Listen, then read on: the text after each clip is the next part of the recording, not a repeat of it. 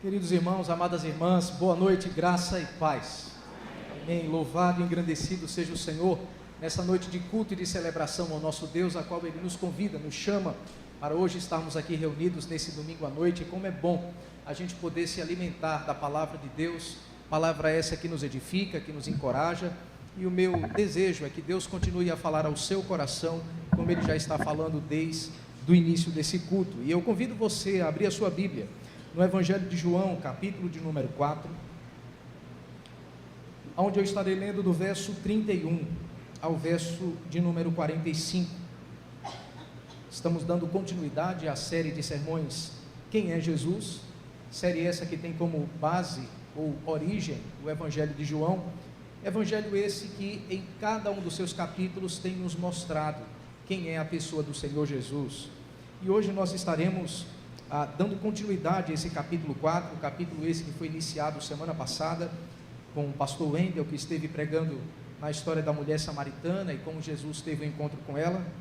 E hoje nós estaremos dando continuidade a esse capítulo, falando dos resultados da evangelização do Senhor Jesus, não apenas essa mulher, mas também naquela região de Samaria, onde ele estava.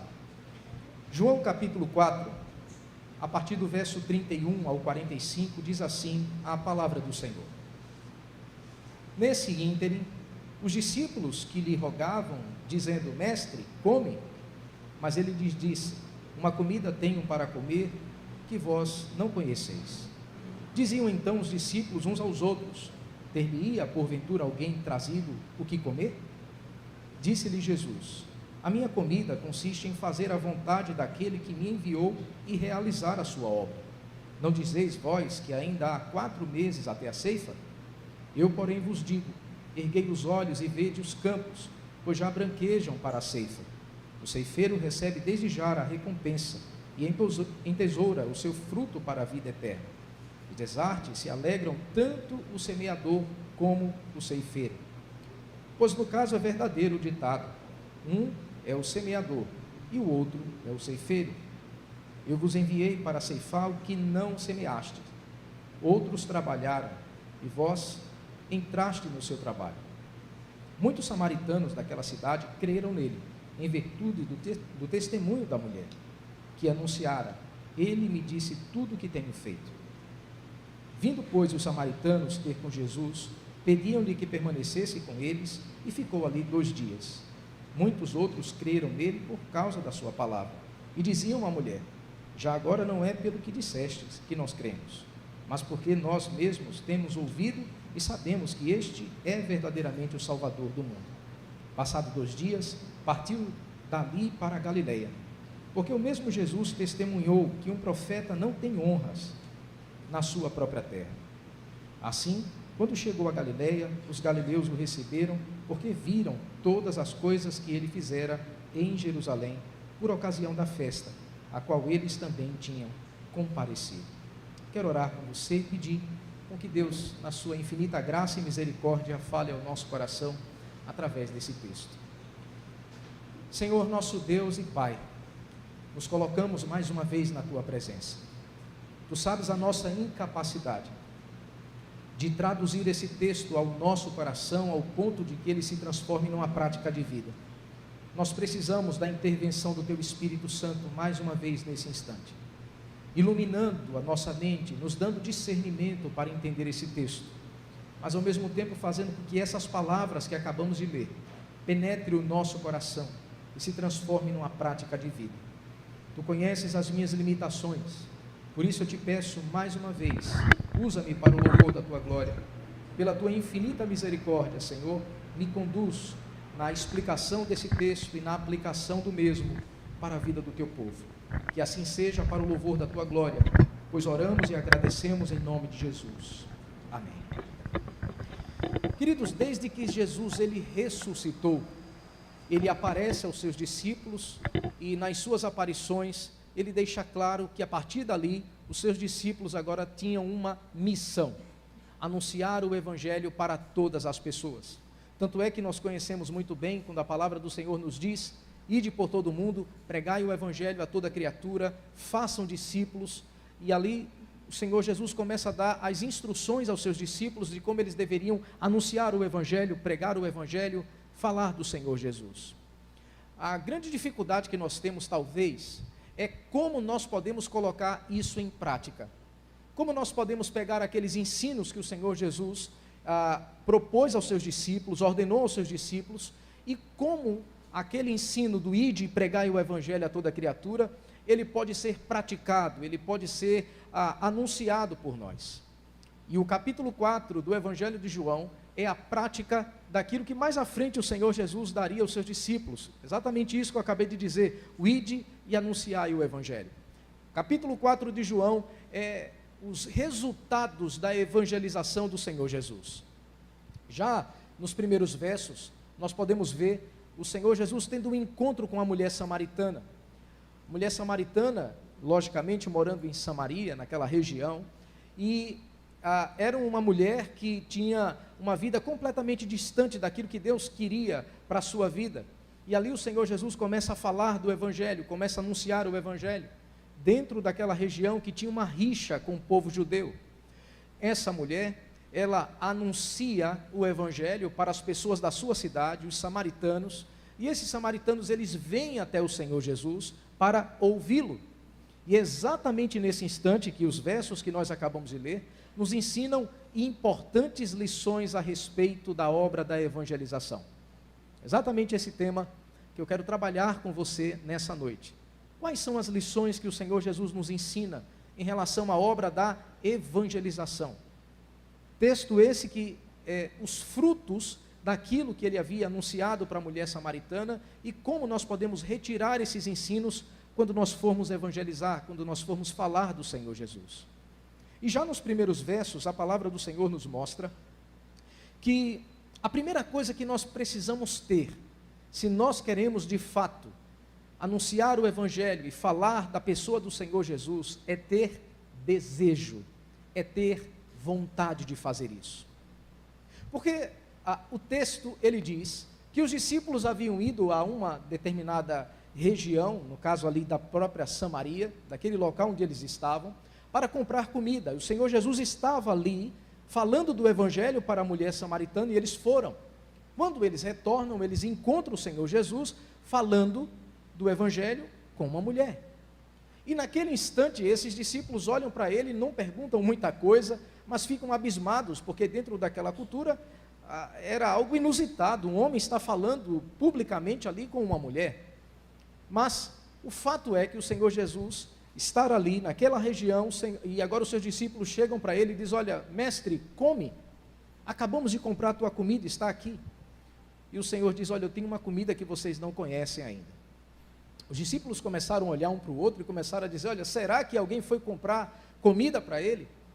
E ele diz: olha, a minha comida, a minha necessidade, não é essa que vocês estão aí na mão. O meu desejo, a minha comida é fazer a vontade do Pai, é obedecer a sua vontade. E de forma específica aqui nesse texto, ganhar almas para Ele, falar do Evangelho para as pessoas que estão perdidas. Esse é o meu desejo, essa é a minha necessidade. Muito mais do que a comida, muito mais do que a bebida. O meu desejo é fazer a vontade do meu Pai. E essa é a primeira verdade que esse texto nos mostra.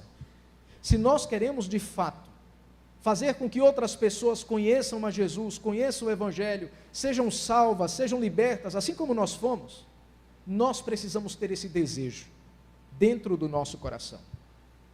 Mas talvez muitos de nós esteja com um fastio evangelístico, não tenha essa fome, não tenha essa sede de falar de Jesus para outras pessoas. Talvez por timidez, talvez por medo, talvez porque você olhe para si e diga assim: eu não tenho capacidade, eu não tenho uma eloquência, eu não tenho um conhecimento, e sei lá quais são as desculpas que muitas vezes nós estamos dando. O fato é que por detrás dessas desculpas existe um fastio evangelístico. Nós não temos fome de levar outras pessoas a conhecer o Senhor Jesus. Muitos de nós não têm essa fome, não têm essa sede, não têm esse desejo, não têm essa paixão latente dentro do nosso coração em falar de Jesus.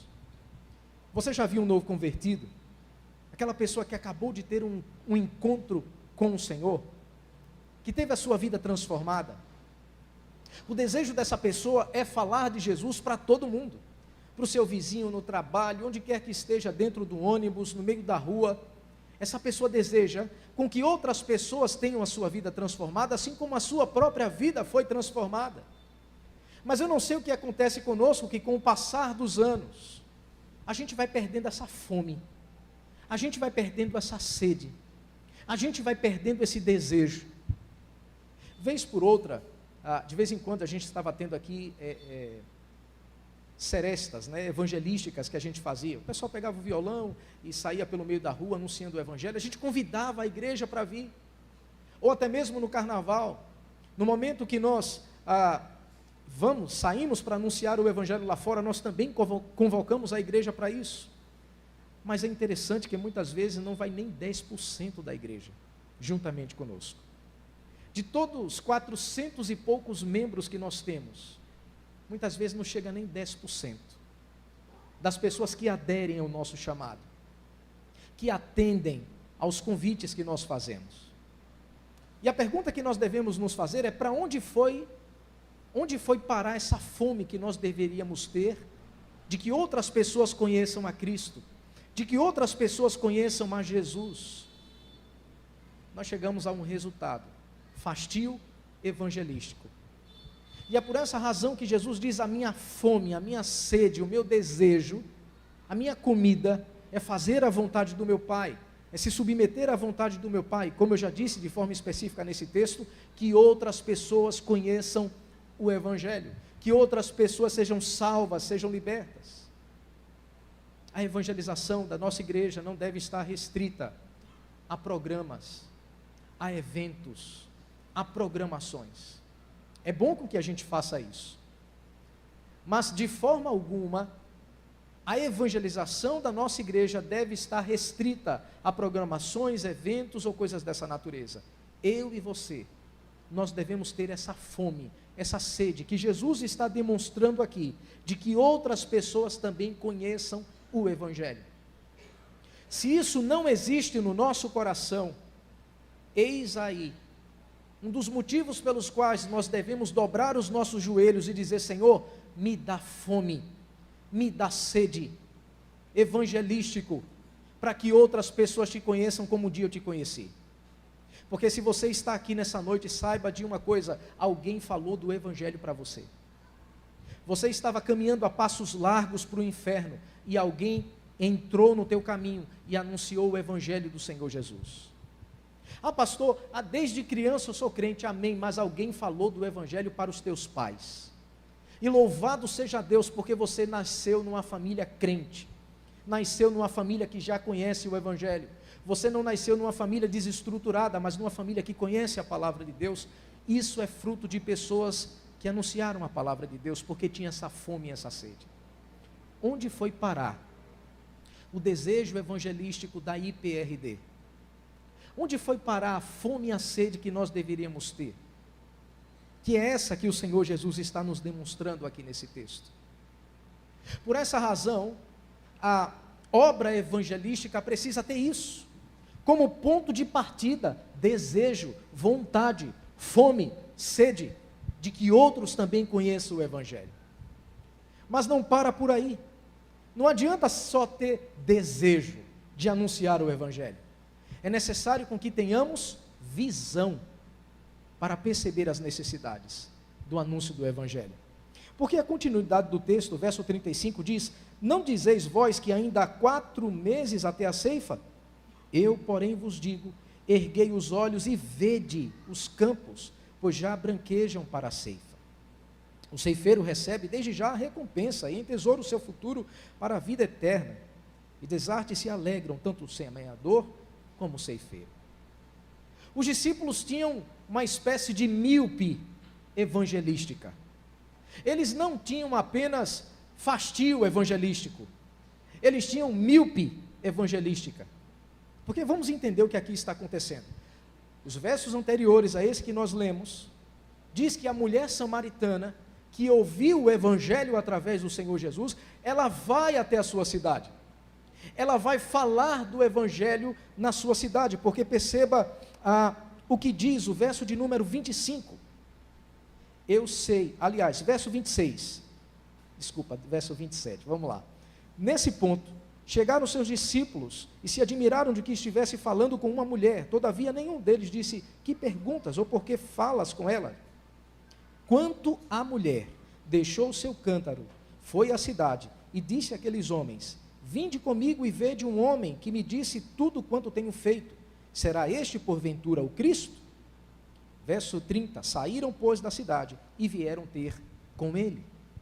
Essa mulher vai até a sua cidade, ela crê no Senhor Jesus e vai até a sua cidade, e fala do evangelho para aquelas pessoas.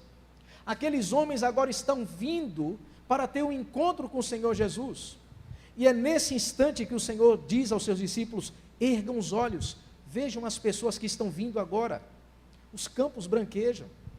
Vocês não estão dizendo que ainda falta 4 meses para a ceifa? Olhe para os campos, e aqui os campos que o Senhor Jesus se refere olhe para os frutos que estão vindo agora. Essa mulher saiu para falar do evangelho, as pessoas estão crendo naquilo que ela falou, e agora estão vindo para ter um encontro comigo. Olhem as pessoas que estão vindo agora. Nós precisamos ter essa mesma visão que o Senhor Jesus está ensinando aos discípulos. Olhe para os campos missionários da sua própria família, na sua própria casa, entre os seus familiares.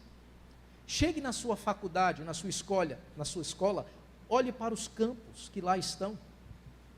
Na sua vizinhança, olhe para os campos. Olhe para aquilo que é necessário com que você esteja fazendo, ou semeando, ou colhendo. Mas nós precisamos ter essa noção, essa visão, de que as pessoas estão sedentas para ouvir o evangelho. As pessoas querem ouvir aquilo que você ouve dominicalmente nessa igreja, desse púlpito. Elas querem ouvir, elas querem um norte, um rumo, uma direção para a sua vida. As pessoas aí fora não têm a noção de quem é Jesus e aquilo que aconteceu na cruz por elas. Elas ainda estão tentando pagar pelos seus próprios pecados, com as suas obras, com as suas boas ações, com o seu currículo ético e moral. Estão caminhando a passos largos para o inferno, porque esse não é o caminho. Outros estão completamente perdidos na prostituição, na bebida, nas drogas e tantos outros pecados. Olhe para os campos.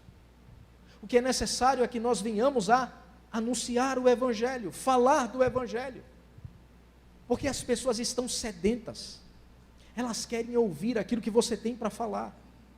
Não é necessário você ter que passar por um curso de teologia, de ter passado por um treinamento evangelístico, não que isso não seja importante, mas o que nós precisamos ter em mente de uma vez por todas é que, assim como a mulher samaritana, se eu tive a minha vida transformada pelo evangelho, eu tenho uma capacidade de falar do evangelho para outras pessoas, que foi isso que essa mulher fez.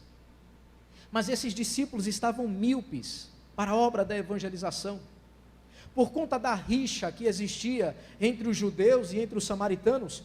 Eles foram comprar comida, talvez chegaram lá, sei lá, num restaurante, numa barraca, sei lá onde eles foram, numa tenda, e se silenciaram, não falaram. Foram levados por essa rixa que havia entre judeus e samaritanos. E é nesse momento que o Senhor Jesus diz: olha, ergam os olhos, vejam, vocês deveriam ter falado, ter anunciado quem eu sou, e vocês se calaram. E muitas vezes nós estamos assim, meus irmãos e minhas irmãs, estamos míopes, saímos da nossa casa, estamos nos dirigindo à igreja, depois voltamos para os nossos lares, voltamos para as atividades semanais, estamos cegos para a obra da evangelização. quantas pessoas estão caminhando a passos largos para a condenação eterna, e nós estamos cegos, ou no mínimo nós estamos míopes, para aquilo que nós deveríamos estar de olhos atentos, de olhos abertos, para aquilo que Satanás está fazendo na vida das pessoas, a destruição que ele está fazendo na vida das pessoas, e os nossos olhos ainda não foram abertos para isso. Exatamente essa atitude que Jesus está tomando com os seus discípulos, dizendo: ergam os olhos, olhem para aquilo que está acontecendo ao redor de vocês. Será que vocês não estão vendo? Será que vocês não vão anunciar? Não vão falar? Esses são, digamos assim, os dois cuidados primordiais que Jesus está ensinando aos seus discípulos. Não tenham fastio evangelístico e não sejam cegos para aquilo que vocês precisam fazer. Mas o texto não acaba por aí, ele continua. Verso de número 37 diz: pois no caso verdadeiro é o ditado, um é o semeador, outro é o ceifeiro. Eu vos enviei para ceifar o que não semeastes, outros trabalharam, e vós entrastes no seu trabalho. Uma outra coisa muito importante que o Senhor está ensinando aqui, é que a obra da evangelização é um chamado que Deus nos faz. Ora para semear, ora para colher.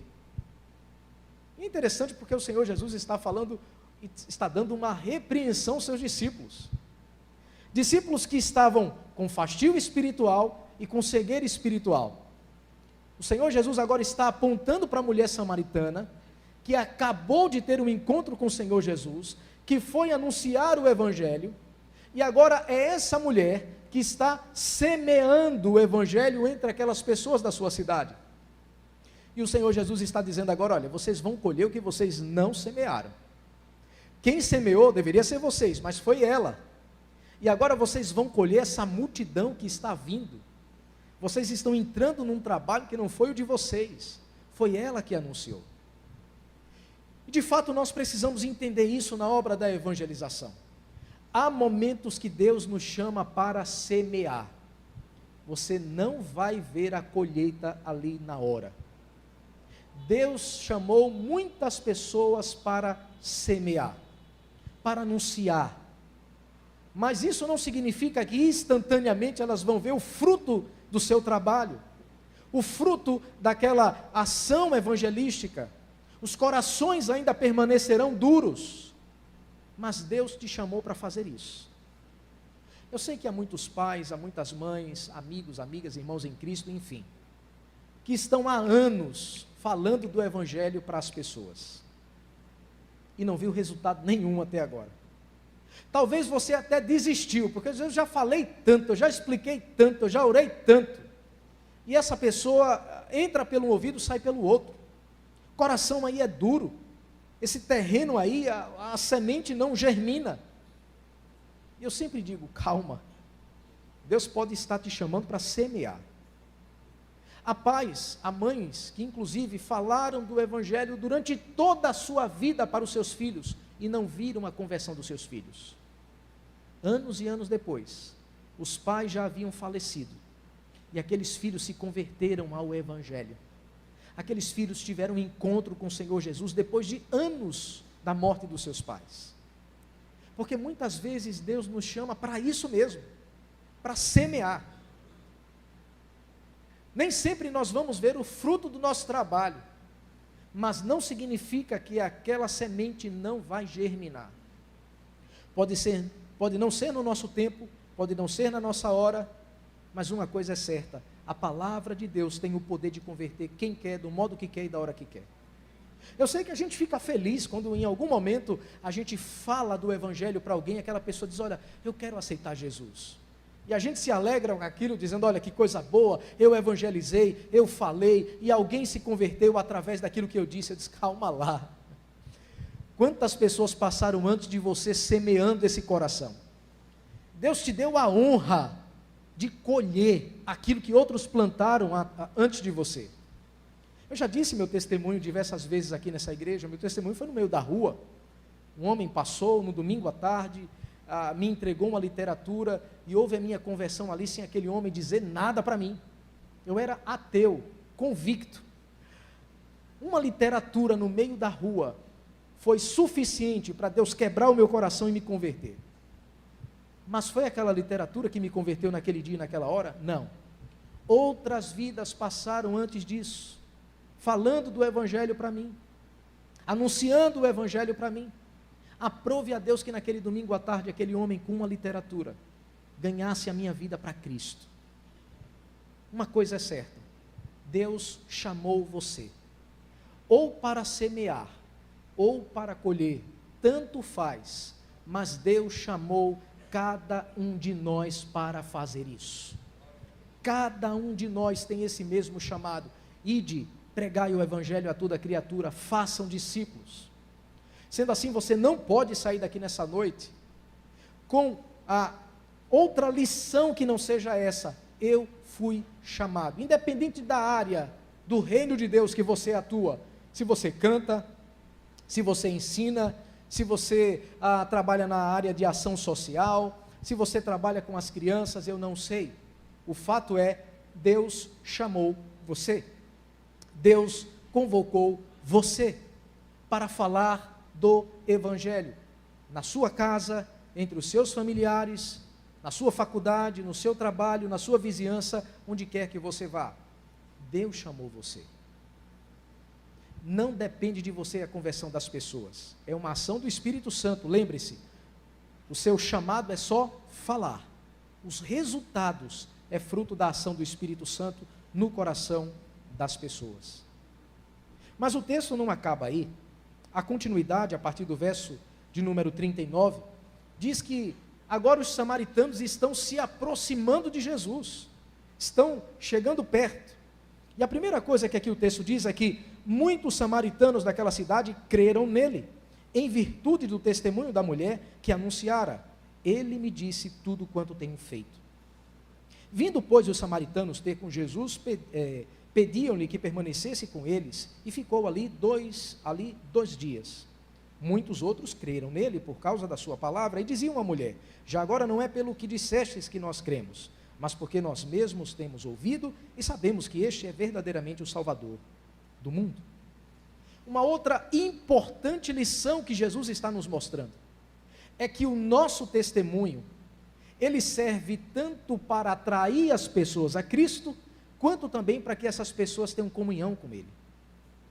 Porque perceba, é essa mulher que vai anunciar o Evangelho. Esses homens, por conta do testemunho dessa mulher, fazem duas coisas. A primeira delas é se aproximar de Jesus, saber quem é Jesus, conhecer quem é Jesus. Mas além disso, eles pedem a Jesus para ficar pelo menos 2 dias ali. Jesus fica com eles. E naquele momento, esses homens dizem: olha, não é mais por aquilo que você disse, mulher, a nós, em relação a esse homem. Nós cremos agora que ele é o Salvador do mundo. Isso aqui é muito interessante para nós. Porque o nosso testemunho, ele pode tanto aproximar as pessoas do Senhor Jesus, como afastar as pessoas do Senhor Jesus. Já viu pessoas que não querem de forma nenhuma vir para a igreja por conta do mau testemunho de alguns crentes lá onde ele trabalha, ou lá na faculdade, ou lá no colégio, ou lá na vizinhança? Você já viu testemunhos de pessoas que dizem: olha, eu não vou para a igreja, não quero ser crente, Deus me livre, eu já conheço um que, por esse aqui, eu tiro uma média de como é os outros. Você já viu pessoas que têm esse preconceito muitas vezes de não querer vir para a igreja por conta disso? É aí que nós devemos ter muito cuidado. O famoso evangelista, talvez um dos maiores evangelistas do século XX, Billy Graham, ele dizia: olha, há muitas pessoas que nunca vão ler a Bíblia, há muitas pessoas que nunca irão frequentar um culto, mas elas irão ler a Bíblia e frequentar o culto quando olharem para você, quando tiverem um contato com você. Elas nunca leram, mas vão ler quando tiverem um encontro com o seu testemunho. Um outro evangelista chamado Moody, ele dizia: se Jesus estiver na sua casa, logo os seus vizinhos saberão. Se Jesus de fato estiver na sua casa, os seus vizinhos vão querer também ter ele na sua própria casa, porque vira uma transformação dentro da sua família. Rick Warren, o famoso escritor do livro Uma Vida com Propósito, ele também diz uma frase relacionada a isso. Ele diz: o que as pessoas acham de você, tanto faz, mas o que as pessoas acham de Jesus por conta de você, vale a pena você saber o que é. Essa mulher, com o seu testemunho, atrai toda uma cidade para ouvir Jesus. Mas além disso, esses dois povos que tinham uma rixa, judeus e samaritanos, agora os samaritanos dizem: Senhor, fica conosco, fica aqui pelo menos 2 dias. A rixa cai por terra, porque o Evangelho faz isso. Ele une as pessoas, ele produz comunhão. A obra da evangelização, o Evangelho, quando penetra o coração de um ser humano, ele transforma mesmo. Há perdão, há reconciliação, há arrependimento de pecados, há transformação nos corações. Foi isso que aconteceu com esses samaritanos, quando eles tiveram um encontro com o Senhor Jesus. Eles quiseram ter comunhão com o Senhor. Queridos, eu não entendo alguém que foi alcançado pela obra do Evangelho e não sente o mesmo desejo que esses samaritanos aqui estão tendo. Fica conosco, nós queremos ter comunhão com o Senhor. Como é que nós podemos ter comunhão com Jesus? Através da sua palavra, a leitura da sua palavra. Como é que nós podemos ter comunhão com o Senhor Jesus? Através de uma vida de oração. Como é que nós podemos ter comunhão com o Senhor Jesus? Participando dos cultos. Esses homens disseram: Senhor, fica conosco. Senhor, nós queremos ter comunhão contigo. É verdade, a tua palavra nos alcançou, o teu evangelho nos alcançou, mas nós queremos mais do que apenas um encontro. Nós queremos sempre a tua presença conosco. Nós queremos ter comunhão com o Senhor. Essa mulher, com o seu testemunho, ela atrai as pessoas a Cristo, mas muito mais do que isso, ela desperta no coração dessas pessoas o desejo de ter comunhão com o Senhor Jesus. É necessário com que nós olhemos para o nosso testemunho. Como nós estamos agindo quando nós saímos por essas portas? As pessoas têm desejo de vir a essa igreja por conta do nosso testemunho? As pessoas, ao olharem para nós, dizem: olha, eu quero domingo à noite ir lá naquela igreja, porque aqui na minha vizinhança, esse irmão, essa irmã que frequenta aquela igreja, é uma bênção na minha vida. Eu quero saber a igreja que ele ou que ela participa. Eu quero ir até lá. Eu quero ter um encontro com o Deus dessa pessoa. Eu quero me relacionar com o Jesus que eu aprendi através da vida dessa pessoa. Será que as pessoas lá fora, ao se relacionarem conosco, podem dizer a mesma coisa que esses samaritanos disseram a respeito dessa mulher? Olha, já não é mais apenas pelo teu testemunho. Amém pelo teu testemunho, mas porque agora nós estamos aqui com Ele. A nossa vida também foi transformada por Ele. E essas pessoas, não duvidem disso, voltaram para casa dizendo: nós encontramos o Salvador do mundo, que é isso que eles estão dizendo aqui. Nós encontramos alguém que tem o poder de nos salvar. Eles voltaram para casa, anunciando para as pessoas da sua família, anunciando no meio da vizinhança, anunciando lá no seu trabalho, o Salvador do mundo. Eles foram despertados por essa fome evangelística que faltou nos discípulos. E é nesse instante que eles dizem: nós conhecemos o Salvador do mundo. Nós conhecemos aquele que tem o poder de perdoar pecados. Nós conhecemos aquele que tem o poder de restaurar a nossa vida, de transformar a nossa sorte. Nós conhecemos. Eis a razão pela qual nós precisamos olhar para o nosso testemunho e fazer essa autoavaliação. Será que as pessoas estão sendo atraídas a Cristo através de mim? Ou estão sendo repelidas por conta do meu mau testemunho? Nós não podemos sair daqui hoje sem fazer essa autoanálise que o texto está nos propondo. Mas por fim, e aqui eu quero já caminhar para o final, o último verso nos mostra que quando nós formos anunciar o Evangelho, nós também encontraremos oposição.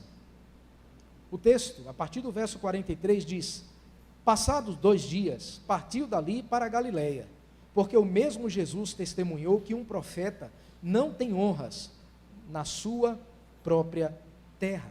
E ele continua: assim, quando chegou a Galileia, os galileus o receberam, porque viram todas as coisas que ele fizera em Jerusalém, por ocasião da festa, a qual eles também tinham comparecido. Agora Jesus, ele sai de Samaria, e ele volta para a sua terra natal, a Galileia. Foi lá onde ele cresceu, foi lá onde as pessoas conheciam quem ele era, quem era o seu pai, onde ele trabalhava, quem era sua mãe, quem eram os seus irmãos, o que ele fazia. Aquelas pessoas viram ele crescer naquela região, e ele volta para a sua cidade natal. O fato é que Jesus diz: olha, um profeta não tem honras na sua própria terra. Por que ele está dizendo isso? Porque a palavra de Deus nos diz que Jesus, que ainda era um desconhecido na Galileia, em um determinado dia, ele entra na sinagoga e ele começa a ensinar a palavra de Deus, de forma específica no livro do profeta Isaías, que diz que o Espírito do Senhor está sobre mim, e ele me enviou a pregar as boas novas aos cativos e libertar aqueles que estão presos, e ele diz: hoje essa profecia se cumpriu em mim. Naquele momento, os galileus se voltaram contra ele para apedrejá-lo, e ele teve que fugir dali, ele teve que sair da sua cidade, porque as pessoas queriam matá-lo, por conta dessa frase que ele disse dentro da sinagoga. E é por essa razão que ele, nesse texto, está dizendo: o profeta não tem honras na sua própria terra, na sua própria cidade. E enganam-se aqueles que pensam que, por o texto está dizendo, agora os galileus o receberam. O fato de receber não significa crer nele.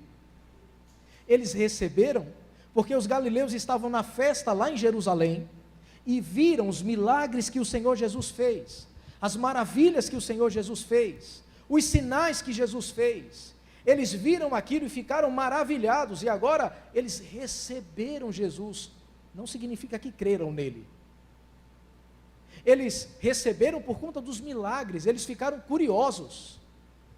Queridos, quantas igrejas hoje estão abarrotadas de gente, mas não é porque creem em Jesus, não é porque se arrependeram dos seus pecados, não é porque disseram assim: olha, agora eu quero deixar isso aqui para trás, e eu creio em Jesus, eu quero viver para a glória dele. Não, não é por isso.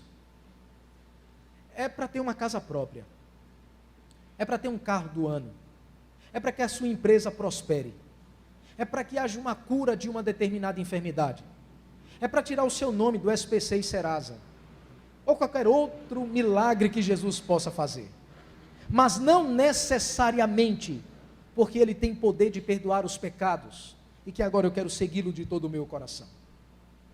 As pessoas ficam maravilhadas por aquilo que Jesus pode fazer, mas não porque necessariamente se submetem a ele.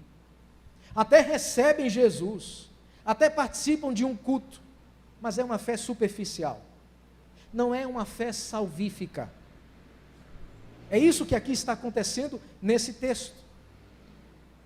E o texto diz que ele encontra oposição, ou pelo menos encontrou oposição entre os galileus. Lembre-se disso. Se aconteceu isso com o Senhor Jesus, quem somos nós para não encontrarmos também oposição quando falarmos do Evangelho? Ou você pensa que você vai falar de Jesus, vai falar que ele é o Salvador, vai falar que ele tem o poder de perdoar pecados, que ele é o caminho, a verdade e a vida, e as pessoas de pronto vão aceitar o que você está dizendo? Não. Você vai encontrar oposição. Você muitas vezes vai encontrar a zombaria das pessoas em relação à sua fé, em relação à sua pessoa, em relação à igreja, em relação ao próprio Senhor que você diz que é o seu Deus. Você vai encontrar oposição. E como é que você vai, o que é que você vai fazer? Que atitude você vai tomar? Não voltar mais àquela região? não voltar mais para falar de Jesus para aquelas pessoas, dizer, olha, eu não quero mais nada dessas pessoas aí que vai tudo para o inferno, é assim que você vai fazer? Jesus está nos ensinando um caminho contrário, ele volta, para o mesmo local que as pessoas queriam matá-lo, ele volta, ele retorna, ele vai de novo à sua terra natal, falar a mesma coisa, anunciar a mesma coisa, o Evangelho. Sim, a gente vai encontrar oposição, sim, haverá pessoas que não vão querer ouvir o Evangelho através de nós, mas isso não retira de nós o nosso chamado, isso não retira de nós a responsabilidade que todos nós temos, falar do Evangelho. Muitas pessoas apenas o receberam, aqui nesse texto é verdade, mas mais à frente muitos galileus creram no Senhor Jesus, creram na sua palavra, creram no Evangelho. Por isso nós não podemos nos acovardar. Deus não nos chamou para sermos frouxos, covardes, medrosos. Foi o próprio Senhor Jesus que havia dito que aquele que se envergonhar do seu nome, que aquele que se envergonhar da sua palavra, naquele dia, na sua volta, ele também vai se envergonhar dessa pessoa. Porque o fato dessa timidez consumada, de não falar de forma nenhuma, de sempre estar com medo, de sempre não querer falar, talvez seja fruto de alguém que ainda não creu de fato que Jesus pode converter as pessoas. Ah, pastor, eu sou mais introspectivo. Ok. Mas mesmo que você seja alguém mudo, o teu testemunho fala. Mesmo que você seja alguém introspectivo, tímido, sem você não falar nada, o teu testemunho fala. O teu testemunho prega. Há um tempo atrás, eu e o presbítero Alexandre, nós iniciamos uma classe aqui na igreja, que tinha como tema amizade, a chave para o evangelismo, a chave para a evangelização. E aquele livro mudou por completo a minha mentalidade do que é pregar o evangelho. Geralmente a gente quer pregar o evangelho já chegando e falando, né, para as pessoas. O livro muda essa concepção que eu tinha. Ele diz, olha, em primeiro lugar você não fala nada, apenas dê seu testemunho, apenas viva o Evangelho, deixe com que as pessoas vejam quem é Jesus através do seu testemunho. Isso vai despertar nas pessoas a curiosidade de aí sim conhecer o Evangelho. É a hora de você falar, é a hora de você explicar. O terceiro e último passo tem nada a ver com você agora, é uma ação do Espírito Santo no coração daquela pessoa. É por essa razão que nós não podemos nos acovardar, porque Jesus voltou à própria cidade natal, onde as pessoas queriam apedrejá-lo, e ali, mais uma vez, ele prega, ele anuncia o Evangelho. Por essa razão, e aqui eu encerro, que esses são os resultados da obra evangelística que aconteceu com o Senhor Jesus. Ele anuncia o Evangelho para a mulher samaritana, a mulher samaritana sai daquela região e anuncia o Evangelho dentro da sua cidade.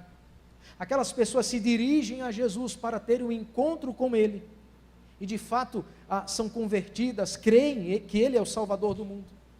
E agora, Senhor Jesus, Ele também nos mostra que nós não podemos nos acovardar nessa obra da evangelização. Falar, anunciar, quer as pessoas ouçam ou deixem de ouvir, fale, anuncie, pregue.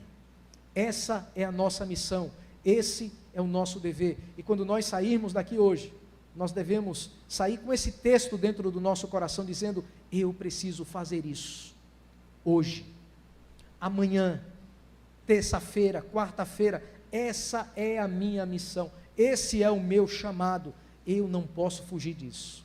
Fale, anuncie, essa é a vontade de Deus para a nossa vida.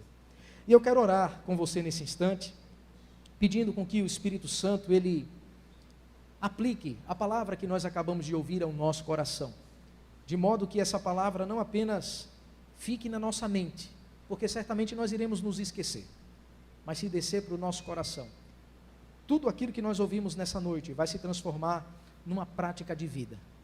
E eu quero orar com você nesse instante. Senhor, nosso Deus e Pai, obrigado pela tua palavra.